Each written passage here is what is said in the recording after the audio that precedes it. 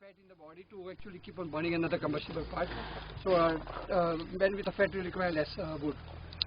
Now again, as you see, it's a 50 square meter dish with a very small focus. The focus is only 250 millimeter. So all the light falling onto the reflector is reflected on a very small point because of the high temperature, and smaller the focus, higher the temperature. So the temperature is 1200 degrees centigrade. So you put a body onto the slide and then you slide it inside, and you start the dish and the light goes inside, and because of the high temperature the body gets burned. There is a blower because of which you actually do a part of recycling of air. Now you will be surprised, you know, there is a story behind it. Whenever someone comes to our house or our center, we show the power of sun by putting a piece of paper or wood into the focus and immediately start get burning. Because it's the same principle like magnifying glass. When you consider sun rays, you can burn fire. So in olden days our tribals used to do that. So they also knew how to concentrate this whole useful energy, but they could only do it on a twig, not on a larger dish. So the same principle. So someone came and said, "Oh, it's great. Can you burn your dead body with it?" Like I was shocked. I said, "Are you gone mad? Like I'm not able to convert people from normal cooking to solar cooking. How will they ever use a solar crematorium?" You know? So I said, "Forget it. Get lost. You are mad. You don't know what you're talking about." And he said, "Look, Deepak, you are a scientist. You do your work, and I'm a social scientist. I will do the social work and all." I said, "Anyway, I don't know what you're getting into. You first prove yourself and we'll talk about it." And he came after a few months, and you know how we are. Like so, I said, "So, Kaka, what happened to your old crazy idea about solar cremation?" And to my surprise, he gave me a piece of paper, which was a check of 6 lakh rupees, saying, "Okay, here is that money, start making a solar crematorium." And I was surprised. I said, "Here is a guy, like, you know, in spite of I was educated in Germany, I also did like MBA and everything and all, and in spite of that, I was not able to convince a poor, uneducated farmer who are very naive, gullible, to go to solar cooker. And here, this is a man who cannot read and write, an old man, a villager, does not know how to use PowerPoint, has no education, and he is able to sell a product which is in his mind, not even manufactured." So I said, there must be something. He must be a magician. You know, how can he convince people to go for a product and give money for a product which does not exist? You have to just imagine how difficult it is. So I asked him, "How did you do that?" And he taught me something. He said, "You know what, sir, when you try to talk, you always try to use logic. You are trying to touch people's head. I touch people's heart." I said, "How do you do that?" He said, "Very simple. I made a small model of what you told me how it looks like.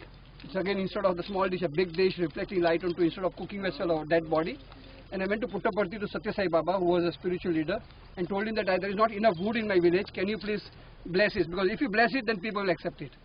And then that's what happened. You know, now because it was blessed by Baba, no argument. All of argument. So if you want to bring science into villages, you also have to bring spirituality. Then, but the problem again was using solar cooker. I knew that it's not about technology. It's not just dead body that has to be burnt. You also have to have all the spiritual requirement also.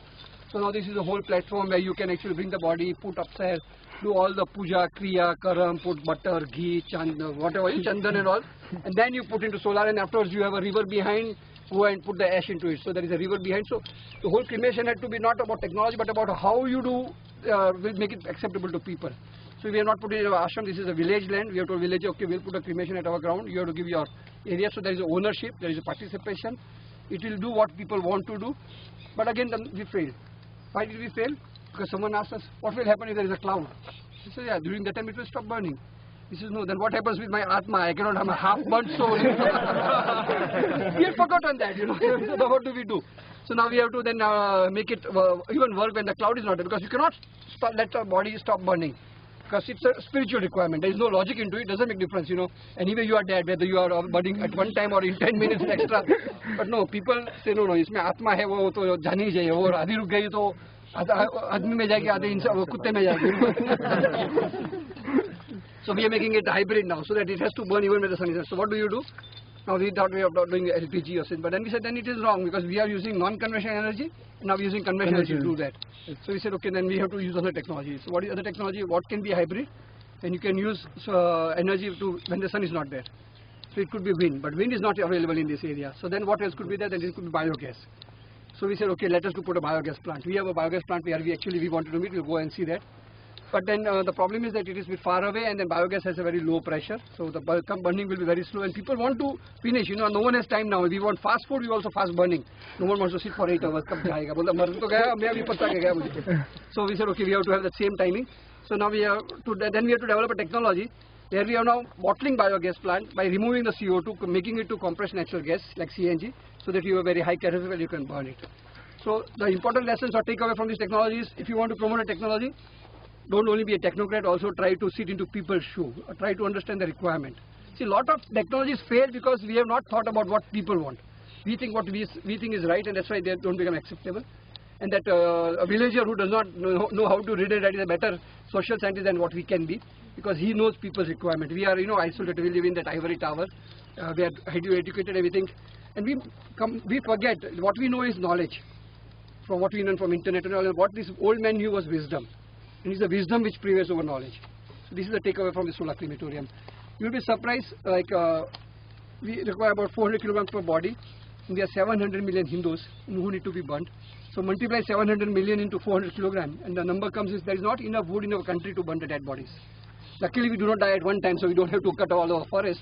But still, 60,000 acres of land is cut away every year to burn dead bodies. So that's why now in big cities they have started electrical crematoriums. Now a lot of places LPG cylinder crematorium. But why not solar? Because sun is our god, so we always say Surya Dada, Surya Bhagwan and all. And there could be no better way of going to God, to the spiritual energy. So now it is a technology which is the technology of future.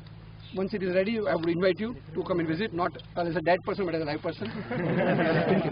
So now we are going to see the biogas plant. Has everyone seen biogas plant, or you want to see that?